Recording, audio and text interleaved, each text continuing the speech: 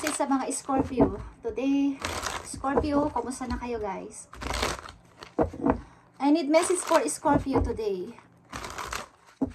Sa mga Scorpio na bibigyan ng message today, I need 4 messages dito. Scorpio, this is for you. Nahirapan kaya ta kayo sa money, Scorpio? Ilan sa inyo nag-i-start ng bagong work? Okay, Scorpio, para to sa'yo. At some advice, kung gusto nyo pakinggan is, makinig kayo kung gusto nyo i-apply sa iyo sarili, kahit ilang percent lang. Okay, Scorpio, nandito ang 8 of Pentacles. Okay? Meron kang ipon. Okay? Dahil ikaw ay masipag mag-work, wala kang halos pahinga, o wala, nag-o-overtime ka pa sa trabaho is, ang dami mong ipon, o may naiipon ka talaga sa bangko or sa iyong wallet. Okay? May mga pagmumuni-muni ka, something. May pag-iisip-isip ka. Ano tong mga to? May bumabagabag sa loob mo. Okay? May pumipigil sa'yo sa anumang bagay. Maring ito ay sa emotion mo, nagkakaroon ka ng parang pagtitiis. May pinagtitiisan ka at nasa nangustisya for me. Okay? Ano to, Scorpio? Bakit ka nakakaranas ng ganitong pag-iisip? Nalulungkot ka, okay? Sa kabila ng iyong, ang ilan sa iyo ay nagbibisi-bisihan para maiwasan tong isipin na to. Scorpio, ano to? Titignan natin ang inyong message dito. Scorpio, ayon sa inyong naranasan. Para sa mga Scorpio, bigay mo ang tamang message sa kanila at magkaroon sila ng kaalaman o guide sa kanilang routine o sa kanilang araw-araw na ginagawa. Shine from within is here. Para sa'yo, message for you. Looks are only skin deep. True beauty shines from within. It's time for you to shine, Scorpio. This is a time for self-acceptance and for revealing your true beauty. Kulang ka siguro sa confidence on parang may mga insecurities. At mahilig kayong kumanta, ha? Scorpio? Mahilig kayong kumanta. O magaling kayong kumanta. Parang wala kang tiwala sa iyo sa sariling kakayanan. Kailangan mo ulit sumikat o magkaroon ng tiwala sa iyong sarili. Parang tinutuon mo ang iyong attention sa trabaho at wala kang confidence. Maaaring kayo ay hindi masyadong palakaibigan, ilan sa mga Scorpio na nandito, at mas marami ang oras sa trabaho na itinutuon at nawawala na ng pag-aayos sa sarili. Halimbawa, hindi na nakakabili ng mga bagong damit or hindi na nasusubukan na lumabas-labas with friends or mas marami ang oras nyo sa trabaho. Tinitiis nyo yung sarili nyo dahil para gusto nyo makaipon ng money. Okay? Sa mga Scorpio, nandito sa reading, message ko for you. Maaring sa music, idadaan ni God o ni Universe ang mga signs o mga message para sa inyo. So, makinig kayo kung kayo ay nagmumuni-muni minsan at may tumutugtog, anuman tugtog yan sa inyong isip na isang kanta, mga lyrics, namnamin ninyo yung lyrics at doon malalaman ninyo ang mga sagot sa tinatanong nyo kay God kung bakit ako nagkakaganito, bakit ganito ang nararamdaman ko. Okay? Message for you, Scorpio, today.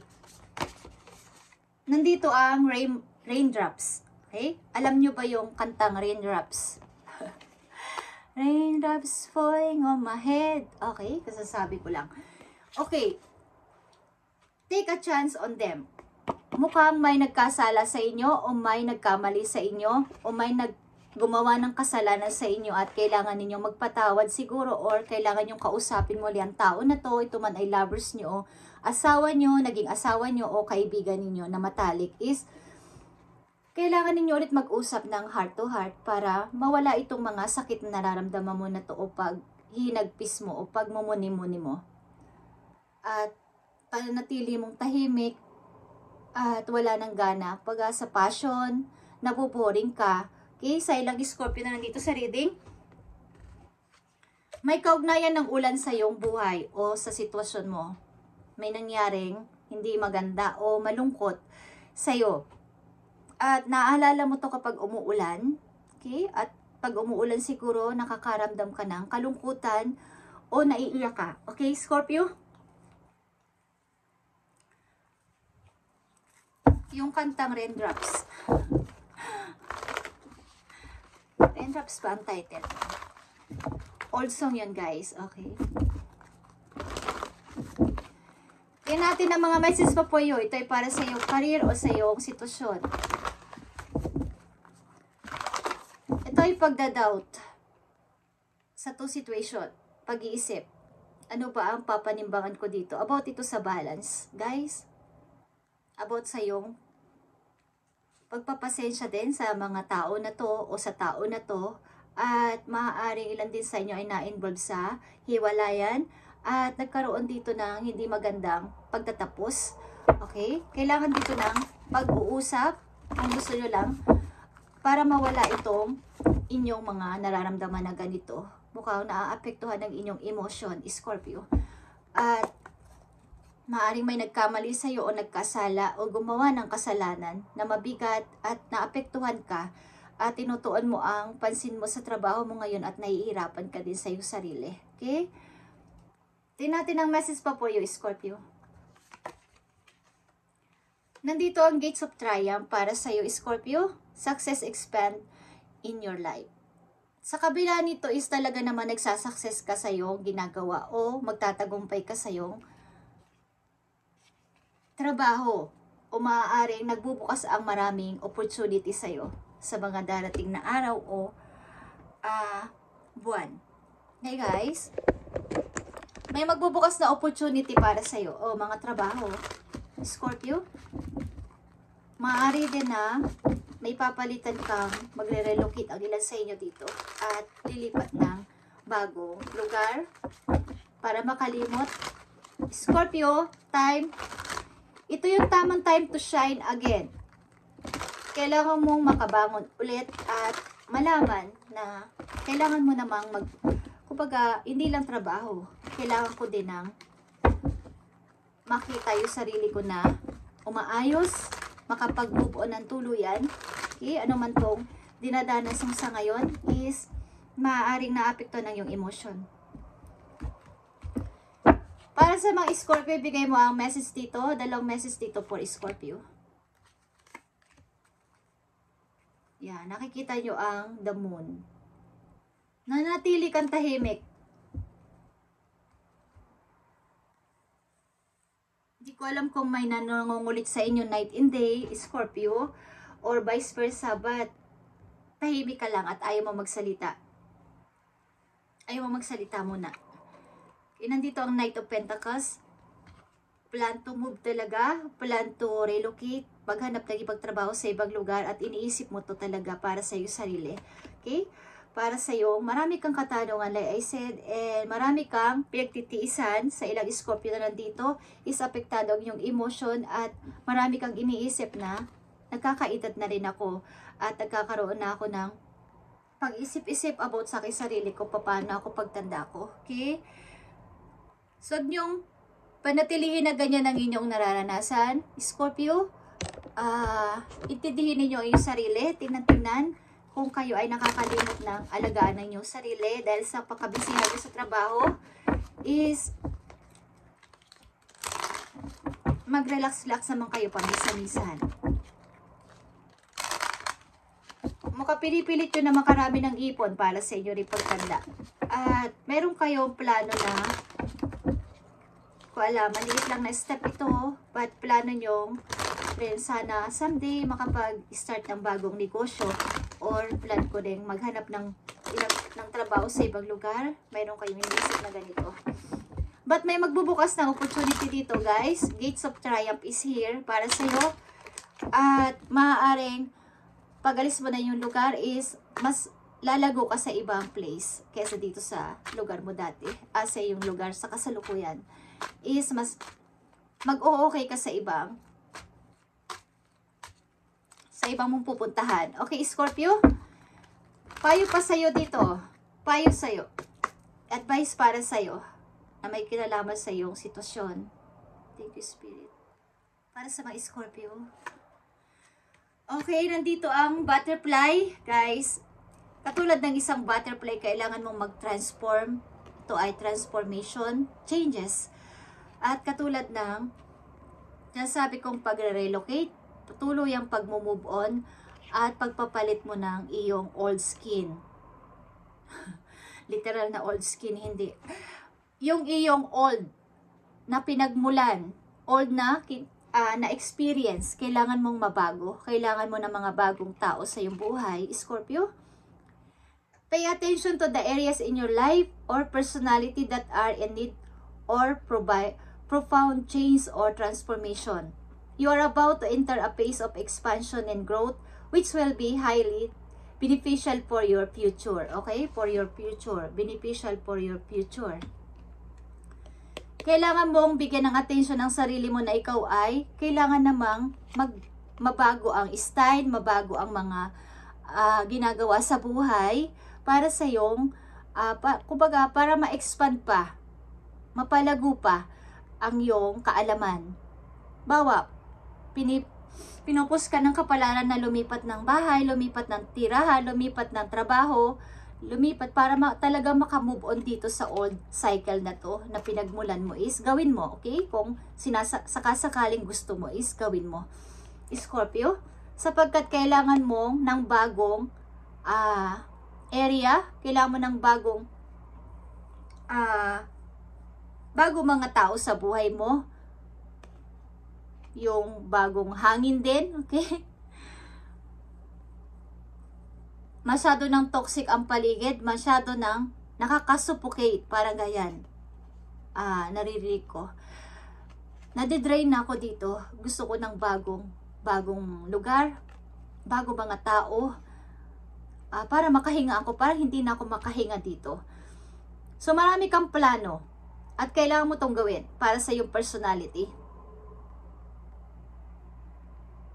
Kailangan mo ng change o transformation, like I said, katulad ng isang butterfly, para makalipad ka ng maayos. Ibig sabihin, makagalaw ng maayos, makatrabaho ng maayos. Magulo ang paligid mo. Hindi lang literal na magulo ang paligid mo sa workplace mo, magulo din ang isip mo, magulo din ang kapaligiran mo. Dahil sa mga tao na to na nagdaan sa buhay mo at nandyan pa din. At hindi pa, kumbaga, andyan pa din kasi sa same place. Naaalala mo pa din ang nakaraan, naaalala mo pa din sila, okay? So, kailangan mong mag-grow sa sarili para sa iyong future, okay? Marami kang question, like I said. Marami kang question sa iyong mind. At kailangan mo tong, kailangan kang makapagbago. Scorpio?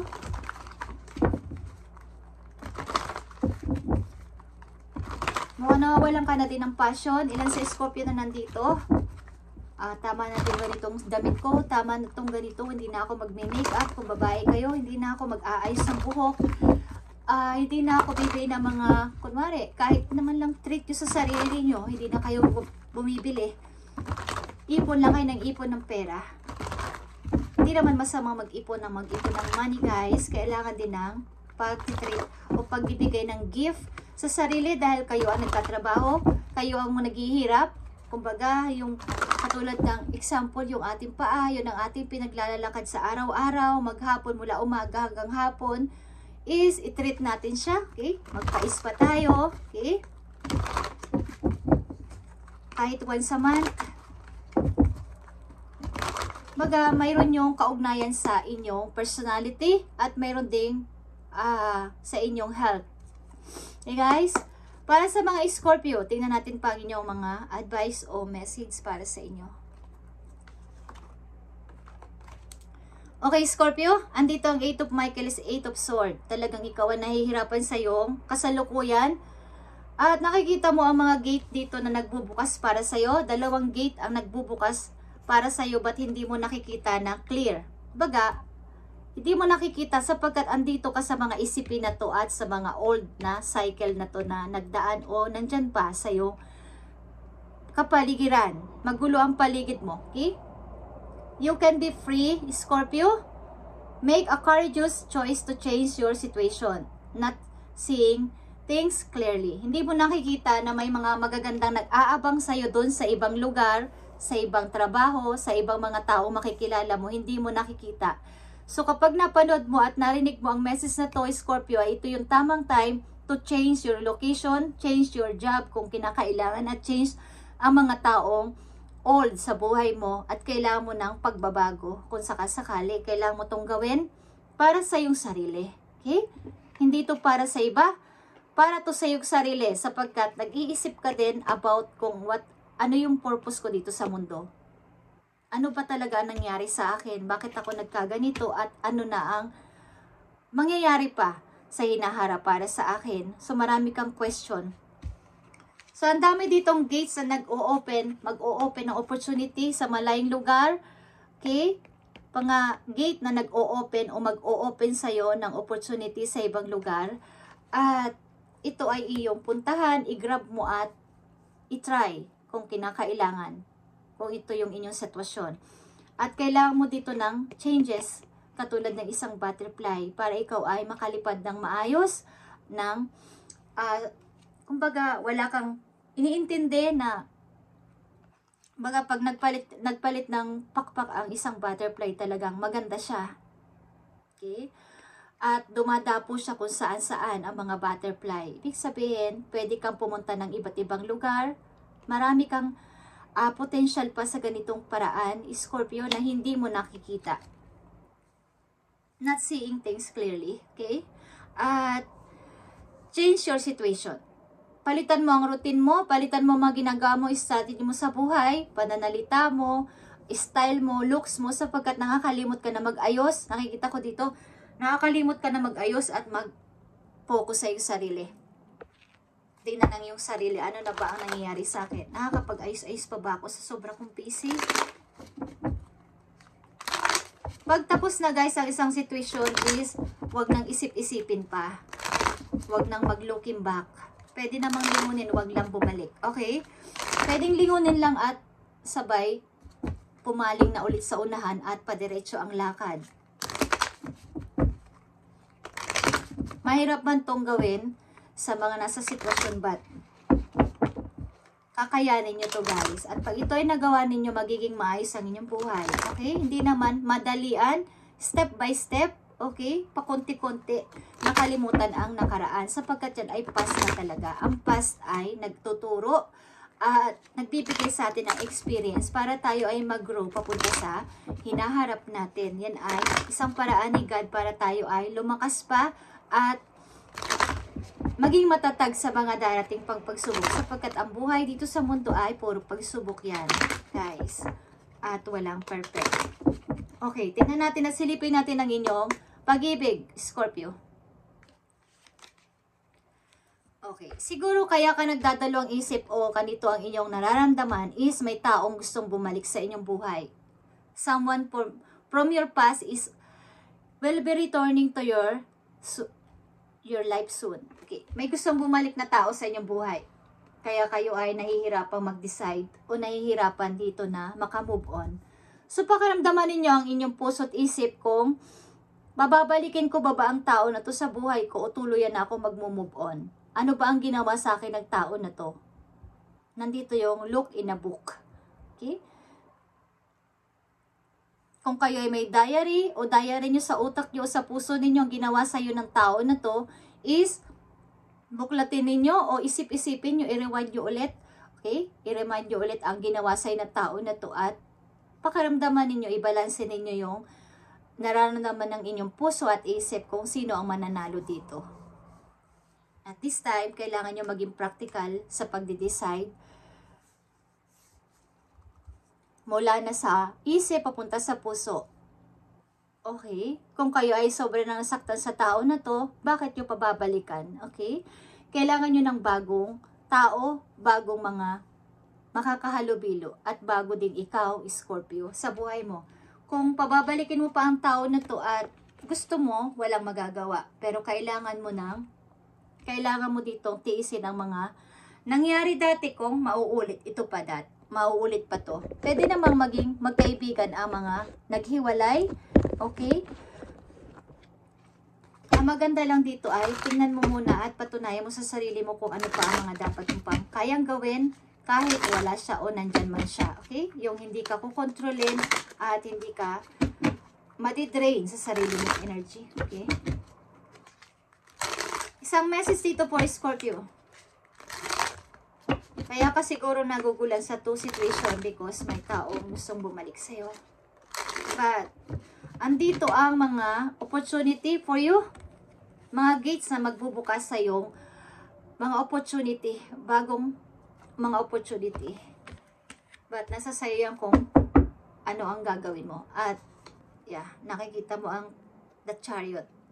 To situation din ito ang two direction na papunta sa iyong victory but nahihirapan ka talaga mag-choose. Okay? Itanong mo to kay God, kay universe kung anong dapat mong gawin. At like I said, sa una pa lang is sa music, something sa mga lyrics ng kanta is may sagot kang malalaman. Scorpio. Okay, andito ang 10 of Cups. Pangarap mo kasi ang happy family, buong pamilya. Yung alam mo yung may tatay, may nanay, may mga anak at buong pamilya sa tahanan. Okay?